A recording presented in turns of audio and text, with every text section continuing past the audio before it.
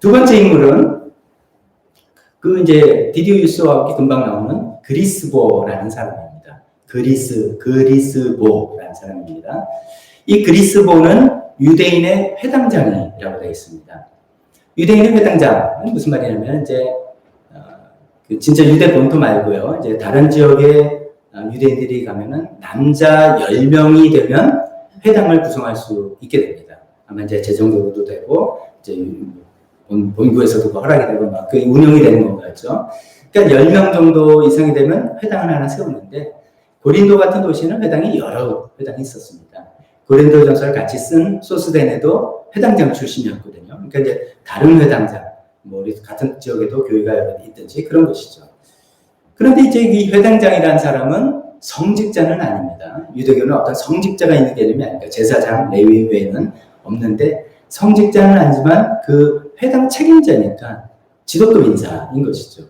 굉장히 유대교를 신봉하는 지도급 인사입니다. 근데 이제 과정 설명도 있지 않는지만 이 그리스보라는 회당장이 어떻게 됐는지 모르지만 예수님을 믿게 된 것입니다. 사도 바울을 통해서 똑같은 말씀입니다. 예수님이 바로 우리가 기다렸던 그 메시아다. 이 말씀에 하나님께서 움직이셔가지고 믿게 되고 그리스보는 자기뿐만 아니라 그리스보와 온 집안 식구가 예수님을 믿게 되고 침례도 받았다. 이렇게 표현되어 있습니다.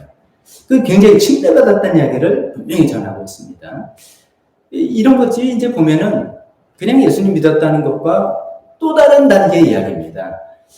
당시 생각해 보십시오. 그 고린도 도시 안에 이제 유대인 어떤 커뮤니티들이 있을 텐데, 다 회당 주민이 있을 텐데, 그리스보라는 회당장이 저 사람 요새 좀 맛이 갔어. 바울이 오더니 뭐 이렇게 하더니 좀 생각이 달라졌어. 이 정도가 아니라 그 사람 완전히 예수교로 넘어왔어. 그래서 뭐 의식까지 치렀대. 이래 되면 막 그 유대인 사회에 큰 한편으로는 파장이고 한편으로는 좋은 영향력이 되는 그런 일이 된 것이죠. 그런 인물이 이제 그리스보라는 분입니다. 지도급 인사였기 때문에 틀림없이 또 집안 식구가 다 같이 예수님 믿고 침례받았기 때문에 이분들도 어떤 이제 자기 가정을 열어서 교회를 섬긴 그런 사역을 했을 것이라 틀림없습니다. 이 그리스보라는 분에 대해서 우리가 생각해보면서 저는 이런 생각을 해봅니다.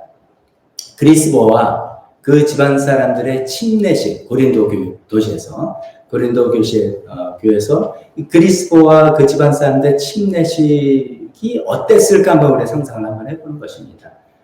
그럼 굉장히 감격스럽지 않겠습니까? 지금 우리 지난 시간 살펴봤지만 사도 바울은 수많은 좌절을 겪고 그러다가 이제 대도시라는 고린도 도시에 왔는데 이 도시가 뭐 어떻게 보면 대단한 도시 아닙니까? 휘황찬란하고 뭐 정말 뭐 장난이 아닌 그런 도시. 그러니까 좀 압도되기도 했을 것이고 유대인들이 막 반대하고 막 이런 것도 이게 뭐 제대로 잘 안 되는 이런 것들이 있었겠죠.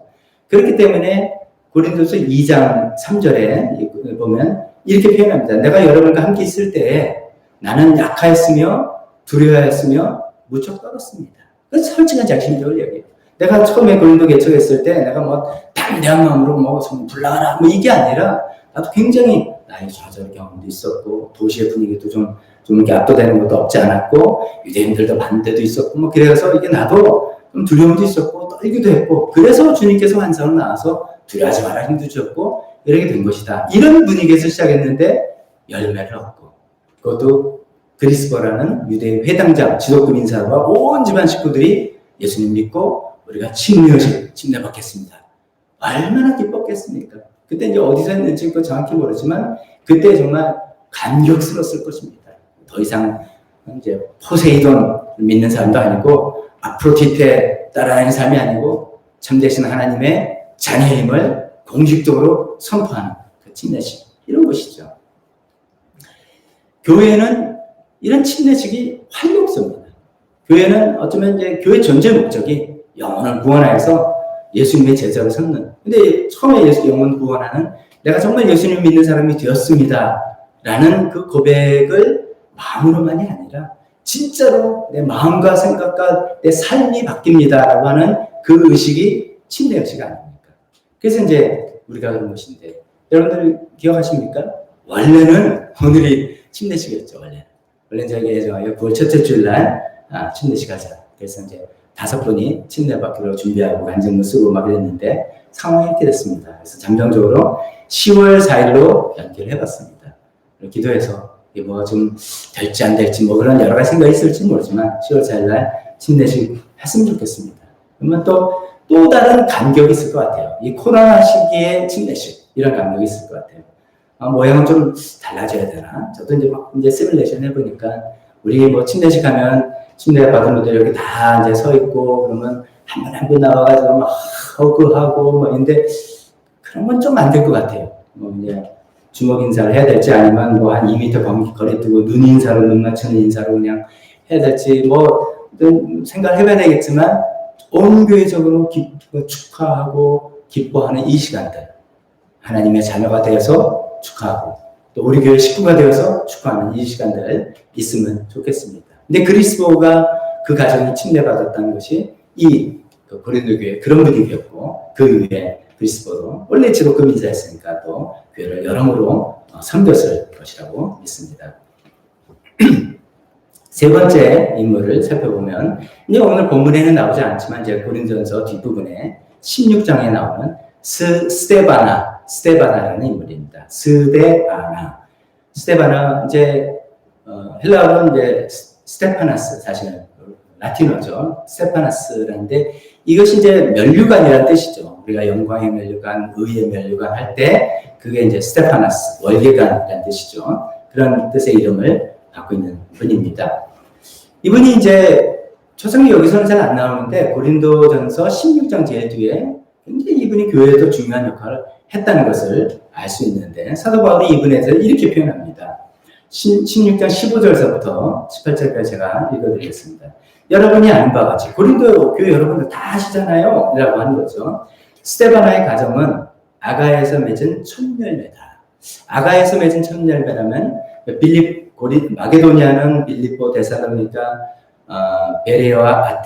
베레아라면 아가야는 아테네하고 고린도 이렇게 생각하시면 됩니다. 이 아가야에서 맺은 첫열매 그러니까 사실상 이 사람은 아테네에서 예수님을 믿게 된 사람이라는 뜻입니다. 이제 그건 좀 넘어가고 근데 뭐라고 설명하면 이 가정은 성도들을 섬기는 일에 몸을 바친 가정입니다.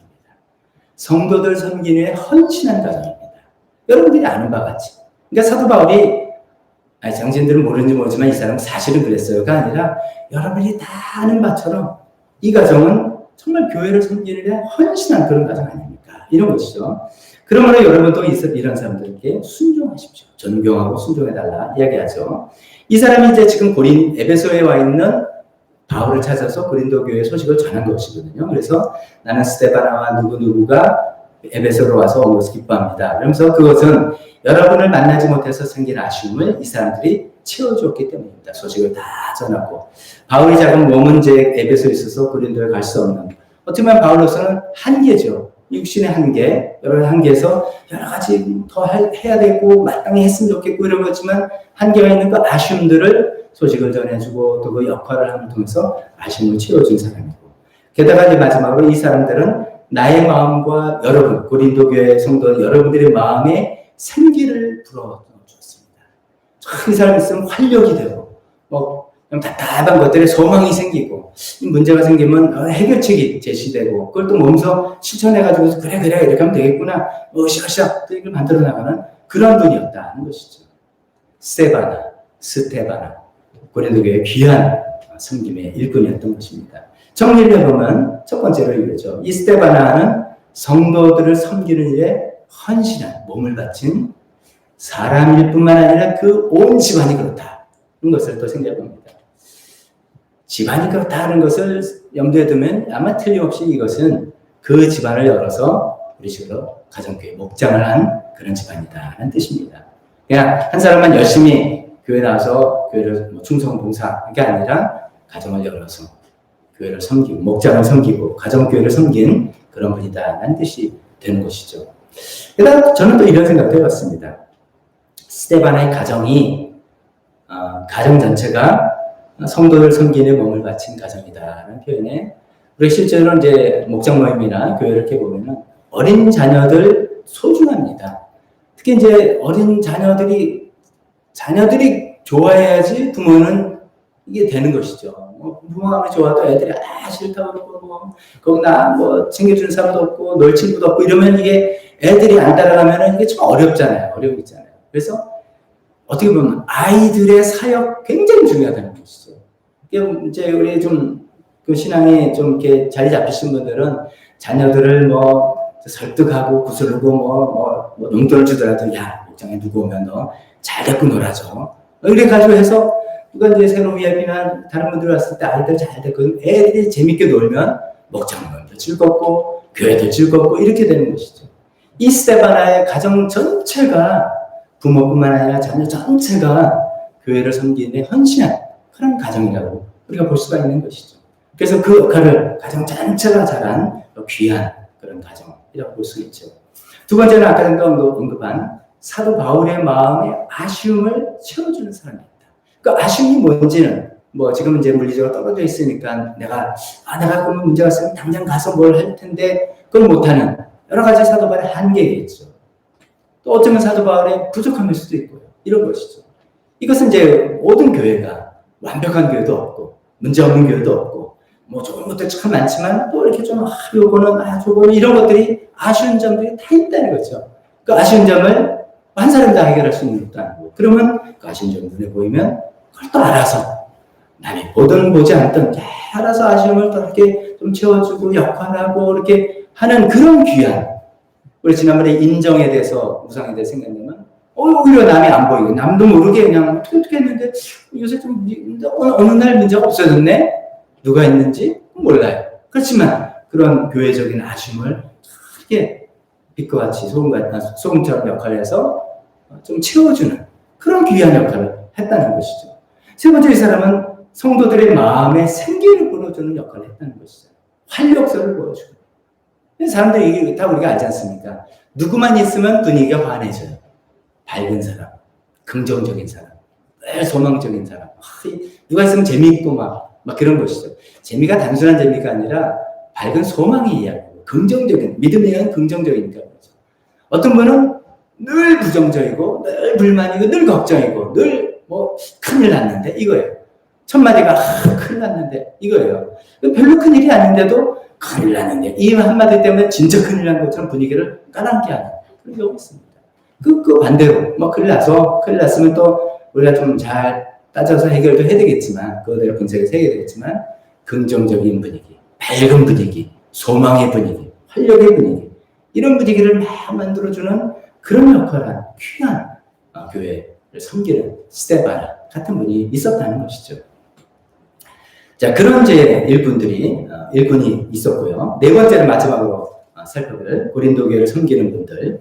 우리가 누구 살펴봤죠? 디디오, 유스도 혹은 가이오가 그 같은 인물이 아닐까 싶어봤고요. 두 번째는 그리스보, 유대인 회당장 출신 그리스보. 세 번째는 스데바나라는 분이었고, 네 번째 마지막으로 에라스도라는 분입니다. 이 에라스도라는 분도 이제 로마서 16장 아까 살펴본 고린도에서 고린도에 로마 교회 쓴 편지에 당신들에게 문안합니다 라는 내용이 나오지만 고린도에 있는 우리들이 당신들에게 문안합니다. 요 대목에 나오는 가이오와 함께 나오는 사람인데 그때 이제 로마서 16장 23절에 이렇게 표현하고 있습니다.